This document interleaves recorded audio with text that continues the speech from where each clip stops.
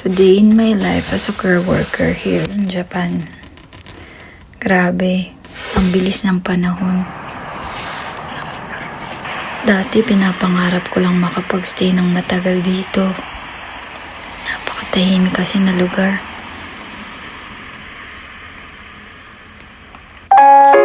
Umpisahan ko na yung kwento. Hindi na talaga ako pamilyar sa ganitong trabaho.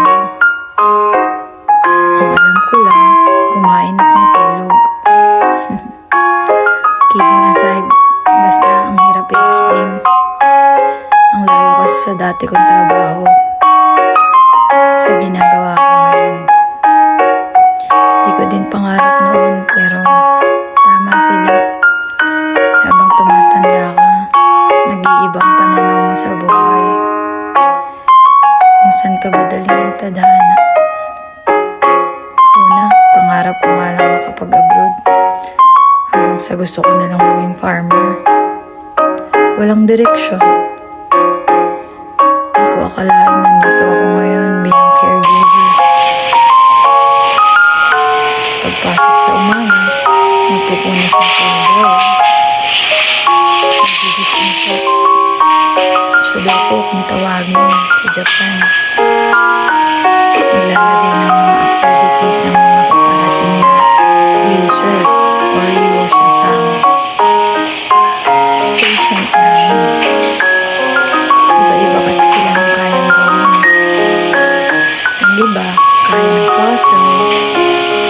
Yung iba, nag-solve sa math. Co-compute.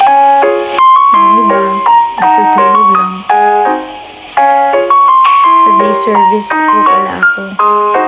Dito ako nagtatrabaho. Para sa mga may kapansanan at tawagin ay Solisha. Hinihongbo. Pagdating nila, susunduin namin sila sa entrance ng facility. Di-disinfect ang mga kamay. Ayusin ang mga dala nilang gamit. Kailangan na silang painumin ng tsaa. Pag medyo nakapagpahinga na, andyan ang mga nurse para i-check ang status nila ng araw na yun.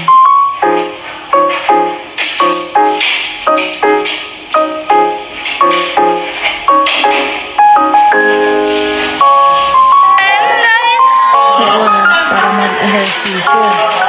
1 PM start sa day service. Kailangan nilang matutunan ng mga bagay na kaya nila. Hinahayaan namin silang gumalaw sa sarili nila. Kumbaga, kailangan matuto sila sa sarili nila.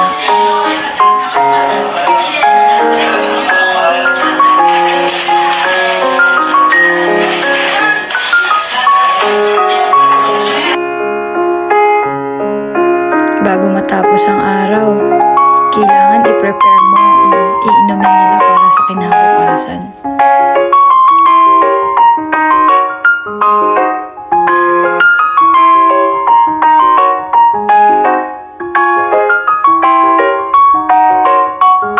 After mo ilagay yan, ilalagay mo dapat yan sa ref.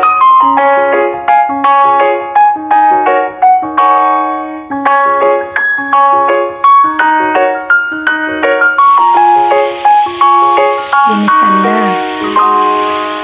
Ibig sabihin, malapit ng uwian. Buong araw na pagod, pero kung i-compare mo to sa trabaho dyan sa Pinas, mas okay na ako dito. Uwian na. Mata ne, minasang.